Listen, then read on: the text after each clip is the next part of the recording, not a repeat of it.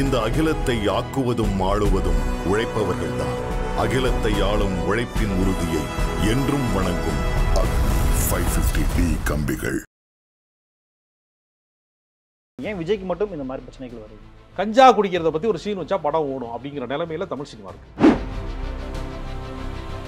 அப்புறம் நீங்க ஒரு காலத்துல என்ன செஞ்சாங்கன்னா, நீங்க எம்ஜிஆர் படங்கள், சிவாஜி படங்கள் எல்லாம் பார்த்தீங்கன்னா வில்லனா இருக்கிறவன் தண்ணி அடிப்பான். இப்போ நேர் எதிரடையா என்ன ஆகி போச்சுன்னா, ஹீரோ ஃபுல் போதையில இருக்கான். ப்ரொஃபஸரா நடிக்கிற படத்துல கூட விஜய் வந்து என்ன பண்றாருன்னா, ஓப்பனிங் சீன்லேயே வந்து சரக்கடிக்கிற சீன் காட்டுறாரு. நீங்க 50 வயதை கடந்துட்டீங்க, நீங்க இருக்க அடுத்த ஜெனரேஷனை வழிநடத்துற இடத்துக்கு வந்துட்டோன்னு நீங்க நம்புறீங்க. பொதுமக்கள் நம்புறாங்களான்னு தெரியல, ஒரு குரூப்பை நம்ப வச்சிருக்கீங்கல்ல, அவங்களுக்கு நீங்க என்ன சொல்ல வரீங்க? எம்ஜிஆருக்கும் கவிஞர்களுக்குமான உறவு அவ்வளவு நெருக்கமா இருந்துச்சு. இன்னைக்கு நான் என்ன கேட்கிறேன்னா, கவிஞர்களுக்கும் கதாநாயகர்களுக்கும் சம்மந்தம் இருக்கப்ப எவனையா கூட்டு பாராட்டிருக்காங்களா? இப்போ கதாநாயகர்களே எழுத ஆரம்பிச்சிட்டாங்களே பாடல்கள் தான்.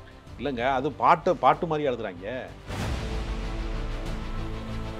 தீப்பந்தம் எடுத்து தீண்டாமையை கொடுத்து சேரி இல்லா ஊருக்குள்ள பிறக்க வேணும் பேர புள்ளன்னு எழுதினார்ல, அந்த கபிலனுடைய வரிகள் அது மாதிரியான பாடல்களை ஹீரோயிசத்தை உங்களை வளர்த்துக் கொள்வதற்காகவாவது உங்களுடைய சுயநலத்துக்காவது நல்ல பாட்டை வந்து நீங்க பில்டப் சாங்க வைக்க வேண்டியது. அனிருத்தே பண்ணியிருக்கலாம், இதுக்கு யுவன் சங்கர் ராஜா வந்து பண்ணல. ஒரு ட்ரெண்டிங்ல ஒன்று ஜெயிச்சிருச்சு, அனிருத்துடைய ஒரு பாட்டு ஜெயிச்சிருச்சுன்னு.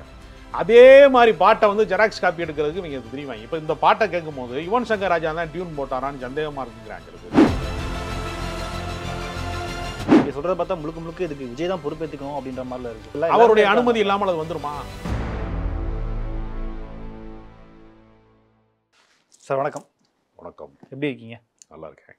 ஓகே, இன்றைக்கி நிகழ்ச்சியில் வந்து நம்ம 2 விஷயம் பற்றி தான் பேச போகிறோம். முதல் விஷயம், பெரிதும் எதிர்பார்த்துட்டு இருந்த தி கோட் படத்தினுடைய முதல் சிங்கிள் விஜய் அவர்கள் பாடின அந்த பாட்டு விசில் போடு அப்படின்ற பாடல் ரிலீஸ் ஆயிடுச்சு. வழக்கமாக விஜய் அவர்களுடைய படம் வந்தாலும் சரி, இந்த மாதிரி பாட்டு வந்தாலும் சரி, கூடவே சர்ச்சைகளும் வர்றது வழக்கமாயிருச்சு. போன முறை லியோ படத்தில் நான் ரெடி தான் பாட்டுக்கும் நிறைய பிரச்சனைகள் வந்தது. இப்போவும் பாட்டு ரிலீஸ் ஆன அடுத்த நாளே விஜய் மீது சமூக ஆர்வலர் ஒரு புகார் கொடுத்துருக்காரு. அவர் தொடர்ந்து மது பழக்கங்களை ஆதரிக்கிற வகையில் இந்த மாதிரி பண்ணிகிட்டு இருக்காரு. அரசியல் கட்சிக்கு வரப்போகிறவர் இப்படிலாம் பண்ணலாமா அப்படின்ற மாதிரி. இது எப்படி பார்க்குறீங்க நீங்கள்? ஏன் விஜய்க்கு மட்டும் இந்த மாதிரி பிரச்சனைகள் வருது? அதாவது 2K கிட்ஸை வந்து இம்ப்ரெஸ் பண்ணணும் அப்படிங்கிற சவால் வந்து நடிகர்களுக்கு மிகப்பெரிய அளவில் இருக்குது. எவ்வளோ பெரிய உச்ச நட்சத்திரமாக நீங்கள் இருந்தாலும் திரையரங்கத்துக்கு வர்றவங்க யார் அப்படின்னு ஒரு கேள்வி இருக்குது. அவங்க ஏறத்தாழ வந்து ஒரு டீனேஜில் இருக்கக்கூடிய பசங்க, அதிகபட்சம் வந்து ஒரு 30 ஏஜுக்குள்ளே கல்யாணம் ஆகிற வரைக்கும் தான் படம் பார்க்குறாங்க. கல்யாணம் ஆகி அந்த ஒய்ஃபை கூப்பிட்டு போய் ஒரே ஒரு படம் காட்டுவாங்க கல்யாணம் ஆன புதுசில், அதுதான் கடைசி படம். அப்புறம் பார்க்க மாட்டாங்க யாரும். இப்போ என்ன மிகப்பெரிய சவால் என்னவா இருக்குன்னா, ஒரு 15 வயசுலேருந்து ஒரு 30-35 வயசுக்குள்ளே இருக்கக்கூடிய இந்த குரூப்புக்கு மட்டும், ஒரு 20 வயசுக்கு இந்த குரூப்புக்கு மட்டும்தான் சினிமா திரையரங்கத்துக்கு போகிற பழக்கம் இருக்குது. மற்றவங்கெல்லாம் கரை ஒதுங்கிட்டாங்க. ஓடிடி பக்கம், சீரியல் பக்கம், டிவி பக்கம், மொபைல் பக்கமாக எங்கிட்ட ஒதுங்கிட்டான், கரை ஒதுங்கிட்டான். சாமானியர்களுக்கும் சினிமாவுக்கும் சம்மந்தம் இல்லை. இந்த குரூப் மட்டும்தான் அப்பங்காசில் மட்டும்தான் படம் பார்க்குறாங்க. சொந்த காசில் சம்பாதிக்கும் போது இது எதுக்கு வீண் செலவுன்னு நிப்பாட்டிடுறாங்க. இப்போ இவங்களை இம்ப்ரெஸ் பண்ணணும்னா இவன் என்னென்ன வேலையெல்லாம் செய்கிறானோ அதெல்லாம் நியாயப்படுத்தணும். இப்போ 2K கிட்ஸாக இருக்கிறவனுக்கு வந்து ஒரு எடுத்துக்காட்டுக்காக சொல்கிறேன். அவன் கொஞ்சம் பேர் வந்து காலேஜ் வாசலில் வந்து கஞ்சா விற்கிறாங்க, சில புகார்கள் வருது, போலீஸ் புகார்கள்லாம் வருது அப்படின்னு வச்சுக்கோங்களேன். கஞ்சா குடிக்கிறத பற்றி ஒரு சீன் வச்சா படம் ஓடும் அப்படிங்கிற நிலைமையில் தமிழ் சினிமா இருக்குது. ஓகே, அவனுடைய தவறுகளை அங்கீகரிக்கிறது. இப்போ நீங்கள் கவனிச்சிங்கன்னா தெரியும், முன்னாடிலாம் ஒரு ஜெனரேஷன் முன்னாடி என்ன இருந்துச்சுன்னா, ஒரு 80கள் அதுக்கு முன்னாடி பிறந்தவங்களுக்கெல்லாம் சிகரெட்டு குடிச்சான்னு வச்சுங்களேன், தூரத்தில் சொந்தக்காரன் வந்தாங்கன்னா மறைச்சிடுவாங்க. டக்குன்னு தான் மாமா வர்றாரு அப்படின்னு பெட்டி கடைக்கு பின்னாடி போயிடுவான். இப்பையும் மறைக்கிறாங்க. மாமா வந்தால் அவர் ஒரு சிகரெட்டு கேட்பாரு அப்படிங்கிற மாதிரி ஆயிட்டாங்க. இப்போ இந்த ஒரு ஜெனரேஷன் இடைவெளி இருக்குது பாருங்க, தலைமுறை இடைவெளி இருக்குது பாருங்க, அதை தகர்த்துட்டாங்க. மிக முக்கியமான விஷயம் என்னன்னா, ஒரு காலத்தில் குற்ற உணர்ச்சி இருந்துச்சு, குடிப்பழக்கம் இருக்குன்னு வச்சுக்கோங்களேன். ஒரு குற்ற உணர்ச்சி அதுக்குள்ளே இருந்துச்சு. எங்கள் சின்னம்மா சொல்லுச்சு, என்கிட்ட எங்கள் அம்மா கூட பிறந்தவங்க சொன்னாங்க, எங்கள் சின்னம்மா சொல்லுச்சு, அவரோட கணவருக்கு வந்து குடிப்பழக்கம் வந்து உருவாயிருச்சு. அதனால் அந்த அம்மா ரொம்ப காலமாக வந்து கல்யாணங்களுக்கு, விசேஷங்களுக்கு, எல்லாத்துக்குமே அந்த குடும்ப வாழ்க்கையில் ஏற்பட்ட ஒரு பாதிப்பு காரணமாக போக மாட்டாங்க எங்கேயுமே. ரொம்ப நெடுங்காலம் கழிச்சு என்கிட்ட ஒன்றா சொல்லிச்சு, எல்லா பேருமே குடியாரனாக தான் இருந்திருக்கேன், நான் இதுக்கு போய் ரொம்ப நாள் அவமானப்பட்டு இருந்திருக்கேன்டா அப்படின்னு என்கிட்ட ஒன்றா சொல்லிச்சு. போன தலைமுறை குற்ற உணர்ச்சியவாது மிச்சம் வச்சுருந்துருக்கான். அதை காலி பண்ணிட்டாங்க. நீங்கள் எந்த திரைப்படத்துக்கு நீங்கள் போனீங்கனாலும் டாஸ்மார்க்ல வந்து அந்த பீரை வந்து அடிச்சவன அப்படி ஓப்பன் ஆகுறது ஒரு ஷாட் ஒன்று வைக்கிறாங்க பாருங்க, புசு புசுன்னு வர்றது மாதிரி காட்டுறாங்க பாருங்க. அங்கேருந்து டாஸ்மார்க்ல வந்து ஒரு குத்துப்பாட்டில் இருந்து ஆரம்பிக்கிறதுன்னு ஒன்று இருக்குல்ல, அது வந்து என்ஜாய் பண்ணுறோம், ஜாலியாக இருக்கும் அப்படிங்கிறதுலாம் ஒரு உளவியெல்லாம் ஓகே. ஆனால் மகிழ்ச்சினாலே அது குடிக்கிறது மட்டும்தான் அப்படிங்கிற ஒரு உளவியலை என்ன செஞ்சுட்டான்னா நார்மலாக்குறது, குற்ற உணர்ச்சியிலிருந்து உங்களை விடுவிச்சுட்டு நார்மலாக்குறது. இது வந்து தப்பு கிடையாது. அப்புறம் நீங்கள் ஒரு காலத்தில் என்ன செஞ்சாங்கன்னா, நீங்கள் எம்ஜிஆர் படங்கள், சிவாஜி படங்கள் எல்லாம் பார்த்தீங்கன்னா வில்லனா இருக்கிறவன் தண்ணி அடிப்பான். ஆமாம், பார்த்துருக்கீங்களா? வில்லனா தண்ணி அடிப்பான். ஹீரோ வந்து தைரியமாக சொல் நீ மனிதன் தானா அப்படின்னு பாட்டு பாடுவாங்க. இப்போ எதிரடையாக என்ன ஆகி போச்சுன்னா, ஹீரோ ஃபுல் போதையில் இருக்கான். ப்ரொஃபஸராக நடிக்கிற படத்தில் கூட விஜய் வந்து என்ன பண்ணுறாருன்னா, ஓப்பனிங் சீன்லேயே வந்து சரக்கடிக்கிற சீன் காட்டுறாங்க. அப்போ என்னன்னா, ஒரு மனிதனை குறித்து எதிர்மறை எண்ணங்களா இருந்த எல்லா விஷயங்களையும் நேர்மறை எண்ணங்களா மாத்திட்டாங்க. அதை நார்மலைஸ் பண்றது, நார்மலைஸ் பண்ணிட்டாங்க. இந்த நார்மலைஸ் பண்றதை அங்கீகரிக்கக்கூடிய பாடல்களை நான் என்ன கேட்குறேன், விஜய் வந்து நீங்கள் வெறும் சினிமா நடிகர்னு வச்சுக்கோங்க, நீங்கள் இதை செய்வதை குறித்து ஒரு கதாபாத்திரத்தின் செயல்பாடு, ஒரு கேரக்டருக்காக அவர் செய்கிறாருங்க. அது எப்படிங்க போய் சினிமா எடுக்கும்போது ஒரு கதை பண்ணும்போது அங்கே போய் எப்படிங்க ஒழுக்கத்தை பற்றி பேசிக்கிட்டு இருக்கீங்க? ஒரு கதையினுடைய கதை மாந்தர், அவருடைய இயல்பு அது, அவரோட நேச்சருங்க அது அப்படின்னு கடந்து போகலாம்ல. ஆமாம். இப்போ நீங்கள் என்ன சொல்கிறீங்க, தமிழ்நாட்டில் அரசியல் சரியில்லை, 2026 எனக்கு இலக்கு அப்படின்னு நீங்கள் குட்டி கதையெல்லாம் சொல்கிறீங்கல்ல.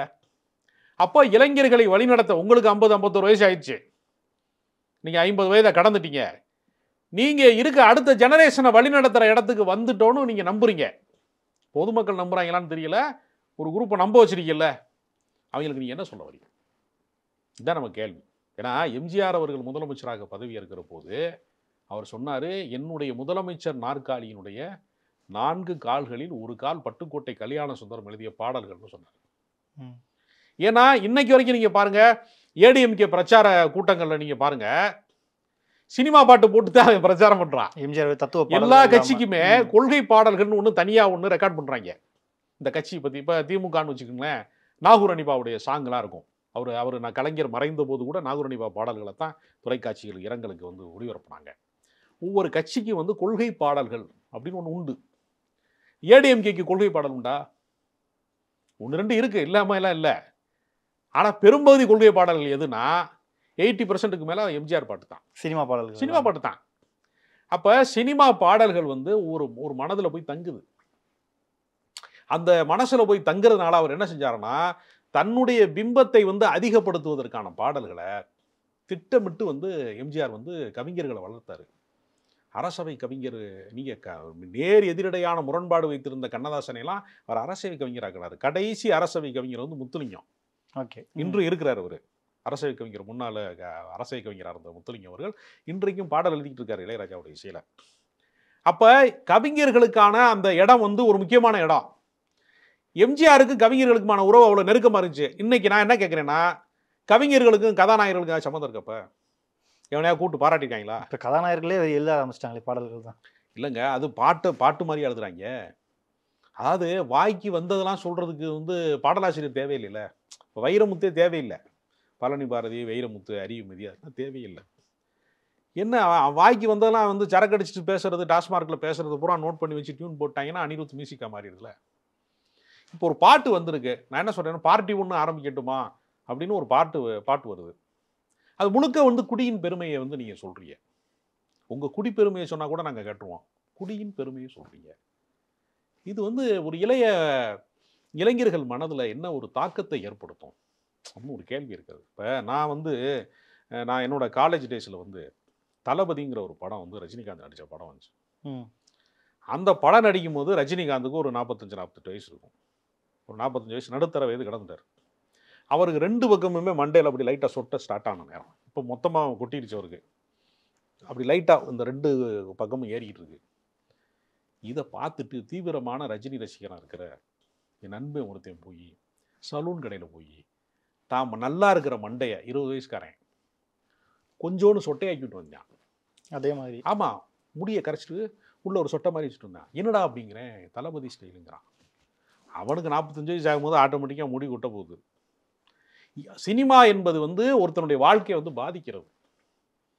எம்ஜிஆருடைய படங்களை பார்த்து தாய்மையை மதிக்கணும் அப்படிங்கிற உணர்வை பெற்றவர்கள் இருக்கிறாங்க. நம்ம இல்லைன்னா சொல்லவே முடியாது. ஒரு உளவியலாக வந்து நம்மளை பாதிக்கும் அந்த படம். தாயை வந்து போற்றணும், பெண்களை வந்து மரியாதை கொடுக்கணும் அப்படிங்கிற விஷயங்களை அவங்க படங்களில் வலியுறுத்திக்கிட்டே வந்தாங்க. இப்போ பாருங்க, ஒரு தலைமுறையை கேடுகட்ட ஒரு தலைமுறையாக உருவாக்குகிற, ஒழுக்கக்கட்டை அங்கீகரிக்கிற, குடி போதைகளை நியாயப்படுத்துகிற சாங்கு தான் ஒரு நடிகனுக்கான ஓப்பனிங்னா, நீ சினிமாவில் இருந்து என்னத்தை சாதிக்க போற? சரி, அரசியலுக்கு வந்து என்ன சாதிக்க போற? இப்போ தமிழ்நாட்டினுடைய பல பிரச்சனைகளில் ஒன்று டாஸ்மார்க்னு நம்ம சொல்றோம் இல்லையா? அப்போ டாஸ்மார்க்குக்கான விளம்பரமா அது? குடிச்சுக்கிட்டே இருங்க. அதாவது இப்போ இந்த விளம்பரத்தில் சொல்கிறாங்கல்ல, பாட்டு போடும்போது எஃப்எம்ல சொல்கிறாங்கல்ல, கேளுங்க கேட்டுக்கிட்டே இருங்க. டிவிக்காரன் சொல்கிறான் பாருங்க பார்த்துக்கிட்டே இருங்கிறான்ல. இவங்க சொல்கிறத பூரா நம்ம கேளுங்கன்னு கேட்டுக்கிட்டே இருக்கிறோம், பாருங்கன்னு பார்த்துக்கிட்டே நம்ம பொழப்பு எப்படி பார்க்குறது? அது மாதிரி இவங்க சொல்ல வராங்களா? குடிச்சுக்கிட்டே இருங்கன்னு சொல்ல வராங்களா? எதுக்கு அதுக்கு ஹீரோ அந்தஸ்து கொடுக்குறேன்னு நான் கேட்குறேன். பட் ஆனால் நிறைய படங்களில் வருது. ஆனால் விஜய் அவர்கள் மட்டும் ஏன் கம்ப்ளைண்ட் போகுதுங்க? விஜய்க்கு சமூக பொறுப்புணர்ச்சி வேணும்னு எதிர்பார்க்குறோம். நீங்கள் எதுக்கு கருத்து சொல்ல வர்றீங்க? நீ வந்து குறைந்தபட்சம் நீங்கள் ஒரு யோக்கியதையை வந்து மக்களுக்கு சொல்லணும்லங்க. என்ன சொல்கிறேன், தனிப்பட்ட முறையில் நீங்கள் குடிச்சுக்கோங்க, அது வேறு விஷயம், உங்கள் பர்சனல், அதில் நாங்கள் தலையிட மாட்டோம். ஆனால் மக்களுக்கு போதிக்கிற இடத்துல செய்யலாமா அதை? இதுதான் நமக்கு கேள்வி. அதனால் இது வந்து ஒரு நடிகனை வந்து நம்ம அவதூறு பரப்புறதுக்காக இல்லை. நான் என்ன கேட்குறேன், இதுக்கு முன்னாடி கபிலன் எழுதின பல விஜயினுடைய பாடல்கள் இருக்கு. ஆமாம். தீப்பந்தம் எடுத்து தீண்டாமையை கொளுத்துன்னு எழுதியிருக்காங்கல்ல. ஆமாம். அந்த மாதிரி பாடல்கள் எழுதி தொலைய வேண்டியதானே? அதில் ஹீரோயிசம் இல்லையா? அந்த மாதிரி பாட்டு எழுதுங்க, நீங்கள், நாங்கள் வரவேற்கிறோம். எத்தனையோ நல்ல பாடல்கள் இருந்திருக்குல்ல, உங்கள் படத்திலே வந்திருக்கு. நம்ம வந்து வேற படங்கள்ல இருந்து நம்ம உதாரணம் சொல்ல தேவையில்லை. தீப்பந்தம் எடுத்து தீண்டாமையை கொடுத்து சேரி இல்லா ஊருக்குள்ள பிறக்க வேணும் பேரப்புள்ளன்னு எழுதினார்ல, அந்த கபிலனுடைய வரிகள், அது மாதிரியான பாடல்களை ஹீரோயிசத்தை உங்களை வளர்த்துக் கொள்வதற்காகவாவது, உங்களுடைய சுயநலத்துக்காவது நல்ல பாட்டை வந்து நீங்க பில்டப் சாங் வைக்க வேண்டியதுதானே? மேபி இது கதையோட சிச்சுவேஷனுக்காக கூட. ஏங்க, ரஜினிகாந்துடைய பில்டப் சாங்ல எத்தனை தத்துவ பாடல்கள்லாம் உண்டு. கம்பங்களி திண்டவனும் மண்ணுக்குள்ள, தங்க பஸ்பம் திண்டவனும் மண்ணுக்குள்ளன்னு பாட்டு எழுதுனாங்கல்ல. ஒருவன் முதலாளி, இந்த மாதிரி எத்தனையோ பாடல்கள் உண்டு தானே? ஏன் அந்த மாதிரி ஒரு நல்ல பாடல்களை நீங்க சொல்ல வேண்டியதுதானே? மண்ணின் மீது வந்து மனிதனுக்கு ஆசை, மனிதன் மீது மண்ணுக்கு ஆசை, மண்தான் கடைசியில் ஜெயிக்கிறது, மனம்தான் உணர மறுக்கிறதுன்னு வைரமுத்து பாட்டு எழுதினார்ல. அப்ப நீங்க நல்ல பாடலாசிரியர்களை தேடி போய் உன்னோட கதாநாயக அந்தஸ்தை உயர்த்தி கொள்ளக்கூடிய பாடல்களை நீ எழுதி தொலைச்சா கூட இந்த நாட்டுக்கு கேடு விளையாதுல. எதுக்கு நீ இந்த மாதிரி பாட்டை போடுற? இல்ல, அதே வைரமுத்து அவருடைய மகன் மதன் கார்கி தான் எந்த வரிகளை ஏங்க, வைரமுத்து மகனுக்கு அப்ப வைரமுத்து கொலை செஞ்சா மகனை அரெஸ்ட் பண்ணிடுவீங்களா? நீங்க பொறுப்பேற்றுக் கொள்ள முடியுமா? அவர் சொத்துக்கு தாங்க அவர் அதிபதி ஆக முடியும், அறிவுக்கு எப்படி இவர் பொறுப்பேற்க முடியும்? மதன் கார்கி வைரமுத்து மகங்கிறதுக்காக அவர் எழுதின வரிகள்லாம் நல்ல வரி ஆயிருமா? ஒவ்வொருத்தருக்கும் தனித்தன்மை இருக்குல்லங்க. மதன் கார்கி வந்து மதன் கார்கி தரப்புல இருந்து என்ன சொல்றாங்கன்னா, நான் எழுதின வரியெல்லாம் அவங்க மாத்திட்டாங்க, நான் சொன்ன வரி அதுல பாதி கிடையாதுங்கிறாராம் மதன் கார்கி. ஓகே, அவர் வட்டாரத்துல இருந்து வந்த எனக்கு தகவல். இந்த லட்சணத்துல தான் இருக்காங்க போறான். ஓகே. அப்ப இதை தீர்மானிக்கிற கூடிய இடத்துல நீங்க பார்ட்டிக்கு போறீங்க, நீங்க ஆட்டம் போடுறீங்க, அதையே சமூகத்துக்கு ஒரு நீதியா சொல்ல வர்றீங்கன்னு நான் கேட்கிறேன். ஒரு எத்திக்ஸ் வேணாமா அவங்ககிட்ட நான் கேட்கிறேன். இந்த விஷயம் வந்து உங்களோட பர்சனலா இருந்து தொலையட்டுமே, அதையே வந்து எல்லாருக்குமான பிரகடனமா நீங்க ஏன் மாத்துறீங்க? இந்த லட்சணத்துல நீங்க அரசியலுக்கு வந்து என்ன சாதிக்க போறீங்க? இந்த மக்களுக்கு என்ன சொல்ல வர்றீங்க? அப்ப வந்து விஜய் வந்து ஆட்சிக்கு வந்தா குழாய் வழியா வந்து இந்த கேஸ் சிலிண்டர் கொடுக்குறோம்னு பாஜக காரன் சொன்னது மாதிரி, வாக்குறுதியில் சொன்னது மாதிரி வீட்டுக்கு வீடு மதுவை வந்து நீங்க குழாய் வழியா கொடுக்க போறீங்களா? அப்ப எதுக்கு விஜய் அரசியலுக்கு வரணும்? என்ன காரணத்துக்கு வரணும்? என்ன உணர்வை நீங்க சொல்ல வர்றீங்க? இது போன்ற கேள்விகள் நமக்கு இருக்கிறது. புரியுது. குறைந்தபட்ச சமூக பொறுப்புணர்ச்சி இல்லாத ஒருத்தன் எப்படி கலைஞனா இருக்க முடியும்? கலைஞன் என்பவன் சமூகத்தினுடைய மனசாட்சிங்க. இந்த சமூகம் எதையெல்லாம் ஏற்றுக்கொள்கிறதோ அதற்கு எதிர்கருத்தை சொல்லுகிறவன் தான் கலைஞனுக்கான அடையாளம். ஹிட்லருடைய அட்டூழியம் வந்து பெரிய அளவில் நடக்கும்போது சார்லி சாப்ளின் அதை கண்டித்து வந்து நகைச்சுவையினுடைய திரைப்படங்களின் வழியாக ஹிட்லர் வேஷம் போட்டு இந்த உலகத்துக்கு சொன்னானா இல்லையா? அவன் கலைஞனா, நீ கலைஞனா? கலைஞனுக்குன்னு ஒரு சமூக பொறுப்பு. அதனாலதான் சார்லி சாப்ளின் நினைவு கூறுறான். சார்லி சாப்ளின் தமிழ்நாட்டில் பிறந்த காஞ்சிபுரத்தில் பிறந்தாரா, பரமக்குடி பக்கத்தில் பிறந்திருக்காரா? எதுக்கு நம்ம பேசுறோம் அதை? உங்களுக்கு குறைந்தபட்சம் சமூக பொறுப்புணர்ச்சி வேணும்.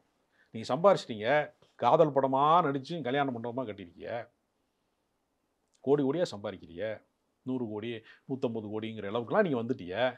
சாமானிய மக்களுக்கு நீங்க என்ன சொல்ல வர்றீங்க? குடிச்சிருச்சா சொல்றீங்களா?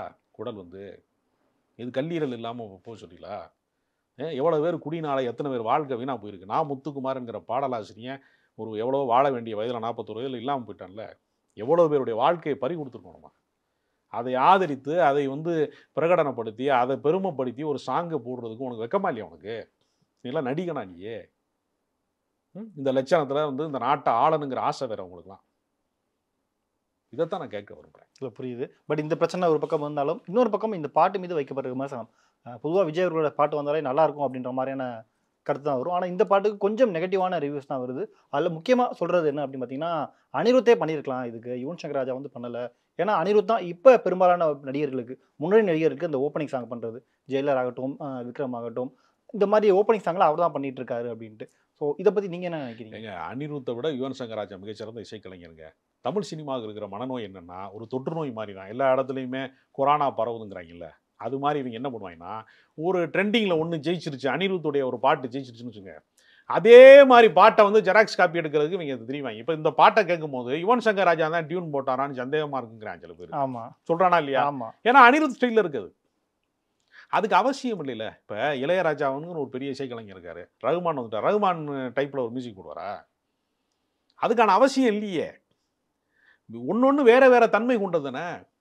நீங்கள் வந்து ஒரே ஹோட்டலில் வந்து நம்ம சாப்பிட்றோம், ஒருத்தர் மெஸ்ஸு நடத்துகிறான், ஒருத்தர் வந்து ரெஸ்டாரண்ட் நடத்துகிறான், ஒருத்தர் ஸ்டார் ஹோட்டல் நடத்துகிறான், எல்லாரும் என்ன ஒரே டேஸ்ட்டாக கொடுக்குறான்? வேற வேற தனித்தன்மையோட தான் எல்லாரும் நடத்துகிறான். அனிருத் பாணியில் வந்து யுவன் சங்கர். அப்போ இது என்னென்னா, இது வந்து சினிமா கலையை பொறுத்தவரையில் நிர்பந்தம் இருக்கும். அந்த பாட்டு கிட்டாச்சுல அதே மாதிரி பாட்டை போடியா அப்படின்னு சொல்லுவாங்க. ஆமாம். சில பேர் என்ன பண்ணுவான், அதே பாட்டே போட்டுவான். இதுதான் இங்கே இருக்கக்கூடிய கொடுமை. அதனால் இந்த இது அதாவது விஜய் வந்து இது போன்ற கொண்டாட்ட பாடல்களை வந்து செய்யவே கூடாது, பாடவே கூடாது. நீங்கள் ரசிகன், கோயம்புத்தூர் மாப்பிள்ளை, அந்த மாதிரி படங்களில் நடிச்சு தான் நீங்கள் வந்திருக்கீங்க. அதெல்லாம் ஆபாச படங்கள். இன்றைக்கி வந்து குழந்தைகளுக்கு காட்டக்கூடாத படங்கள் வரிசையில் இருக்கக்கூடிய செக்ஸு படம் மாதிரி இருக்கும் அந்த படம்லாம். அம்மா கதை எழுதி அப்பேன் டைரக்ஷன் பண்ணி மகன் நடித்த செக்ஸ் படம் உலகத்திலே விஜய் படம் மட்டும்தான் தொடக்கத்தில். அவரை வந்து ஒரு முழுமையான கதாநாயகனாக மாற்றியது அப்படிங்கிறது பூவே உனக்காக, காதலுக்கு மரியாதை, அன்னைக்கு ஒரு லவ் டுடே இருந்துச்சு. இது மாதிரி நிறைய படங்கள், நல்ல படங்களோட வரிசையில் அவர் மெர்ஜாய் வர்றாரு. அப்புறம் நீங்கள் ஆக்ஷனுங்கிற பேரில் நீங்கள் வேற ஒரு ட்ராக் எடுத்து நீங்கள் போகிறீங்க. அது வந்து அது உங்களுடைய தேர்வு. ஆனால் நல்ல படங்களால் தான் நீங்கள் அடையாளப்பட்டிருக்கீங்க. நம்ம பக்கத்து வீட்டு பையன் மாதிரி இருக்கான் அப்படிங்கிற உணர்வை தருகிற, நம்ம வீட்டு பையன் மாதிரி இருக்கான் அப்படிங்கிற உணர்வை தருகிற இடத்துல தான் ஒரு கதாநாயகன் வந்து உருவாகிறான். இல்லைன்னா கதாநாயகனை கொண்டாட வேண்டிய அவசியம் என்ன இருக்குது? சினிமா பார்க்குறான், நமக்கு திரையரங்கத்தோடு அவனுக்கு நமக்குமான உறவு முடிஞ்சிடுச்சுல. இந்த டிக்கெட்டை கழிச்சதோட அல்லது அந்த ஆன்லைனில் அந்த டிக்கெட்டு அது முடிஞ்சு உள்ள என்ட்ரி ஆனதோட அவனுக்கு நமக்குமான உறவு முடிஞ்சு போச்சுல. நாம் ஏன் கொண்டாடணும் ஒரு கலைஞர்களை? ஏன் நினைவு கூறணும்? ஏன் நம்ம இதை பற்றி பேசணும்? கலை அனைவருக்குமானது. உங்களுக்கு அடிப்படையான சோறு தண்ணியை அடுத்து என்டர்டெயின்மெண்ட் தான். கொரோனா காலத்தில் எல்லாரும் என்ன செஞ்சான்? மொபைலை வச்சு நோண்டிக்கிட்டே இருந்தான். அந்த நோய் தான் இப்போ வரைக்கும் பரவிக்கிட்டு இருக்கு. மனிதனுக்கு பொழுதுபோக்கு அத்தியாவசியமானது. அந்த பொழுதுபோக்கின் வழியாக சமூகத்திற்கு குறைந்தபட்சம் நீங்கள் நன்மை செய்யலைன்னா பரவாயில்ல, தீமை செய்யாமல் இருக்கணும்ல. இல்லை, பட் நீங்கள் சொல்கிறத பார்த்தா முழுக்க முழுக்க இதுக்கு விஜய் தான் பொறுப்பேற்றுக்கணும் அப்படின்ற மாதிரிலாம் இருக்குது. அவருடைய அனுமதி இல்லாமல் அது வந்துருமா?